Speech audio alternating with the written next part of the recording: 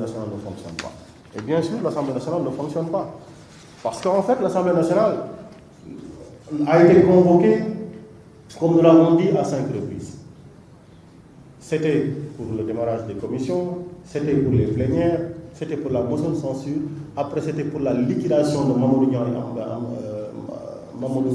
et Amsatou Samb, et après c'était Mimi Touré. Et ils nous mettaient comme objet de la convocation information. Vous venez sur place, vous vous rendez compte que non, c'est une opération de liquidation d'un député. Donc toutes les fois que nous avons été convoqués, en dehors des exigences des commissions et des plénières, la motion de censure, c'est nous qui l'avons imposée, c'était une obligation, ils ne pouvaient pas y couper. Toutes les autres fois, c'est pour faire tomber un député. Voilà. Et entre-temps, nous vous avons informé de tout ce qui a été fait par les députés pendant les 4 mois. C'est à se demander.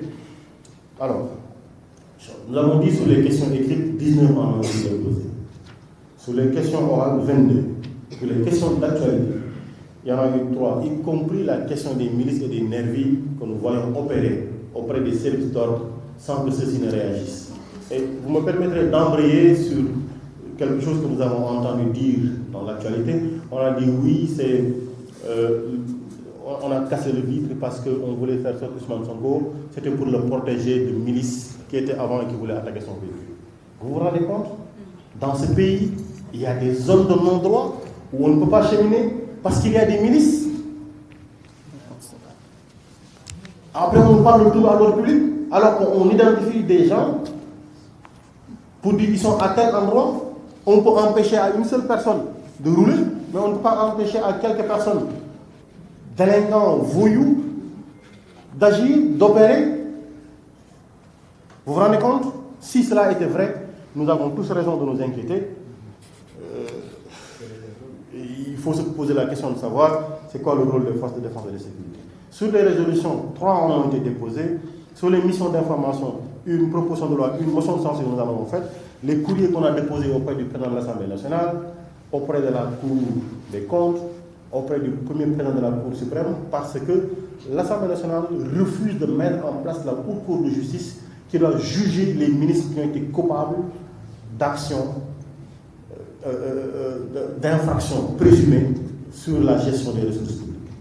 Parce que la loi dit, à partir du moment où le bureau de l'Assemblée nationale est installé, 1 mois après devra être installée la Haute Cour de justice. Elle est présidée par le premier président de la Cour suprême. Nous l'avons écrit, nous l'avons dit, ce président de l'Assemblée nationale, il refuse l'installation, depuis que nous sommes là, de la Haute Cour de justice.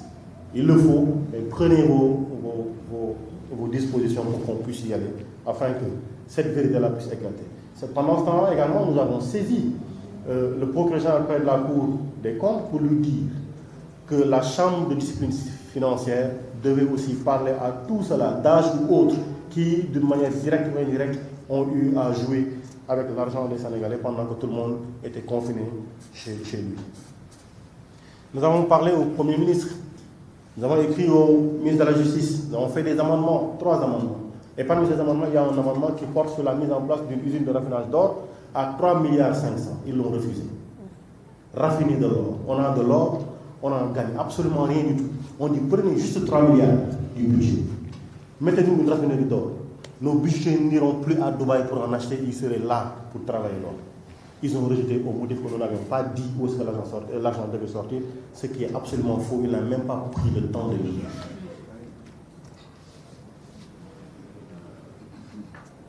Alors, et devant tout ceci, nous avons pensé. À côté de cela, il y a les 39 initiatives que nous avons prises sur le terrain en faisant des visites et des rencontres sur l'étendue du territoire, en 4 mois. 39 rencontres. Vous avez dans la documentation les précisions complémentaires pour approfondir. Et nous voulons, pour terminer, revenir sur les détentions politiques. Aujourd'hui, on nous parle de 160 personnes en détention. Et je voudrais rappeler à vous là même qui nous écoutez que sur les 11 000 personnes dans les prisons du Sénégal, les 5 500 sont en détention préventive. elles n'ont pas encore de procès, elles attendent 5500 personnes qui ont sûrement les garanties de représentativité pour rentrer chez eux tranquillement. On les garde parfois pendant des mois. Et au terme du procès, on se rend compte même qu'ils ont dormi en prison plus que ceux qui n'encouraient. Et il n'y a pas de réparation.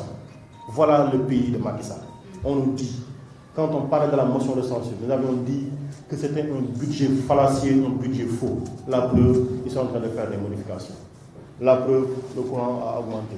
La preuve, le carburant a augmenté. Et ils nous ont dit un budget solution. Mais c'est quoi un budget solution? C'est quoi un budget solution? C'est ça un budget solution.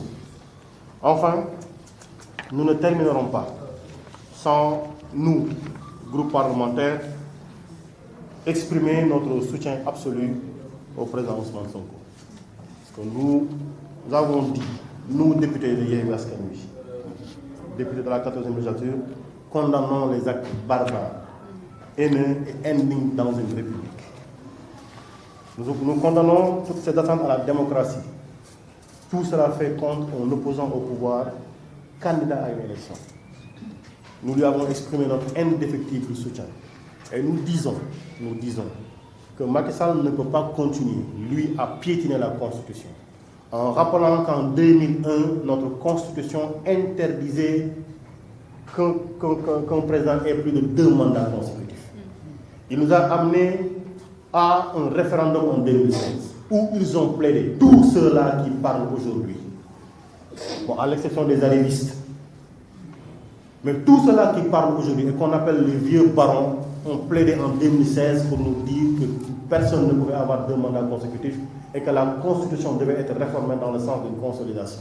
Et la consolidation, c'est quoi? C'est que le combat que nous avons mené contre quelqu'un pour mettre Macky Sall, il nous ramène dans ce même combat-là parce qu'il veut prendre la place de ce monsieur-là à la tête du peloton de combat.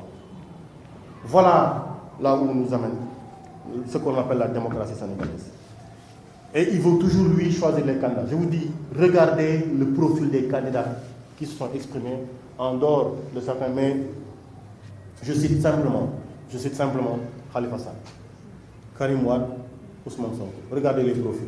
Tous ont quelque chose qui peut permettre à Macky Sall de dire oui ou non sur la validité de leur candidature. Tous. Khalifa Sall, Macky Sall le veut, il a une proposition de loi d'amnistie. Karim Wade, il le veut, il a une proposition de loi d'amnistie. Et pour Ousmane Sonko, comme nous l'avons dit, ils ont 6 fers au feu. 6 fers au feu pour lui empêcher d'être candidat.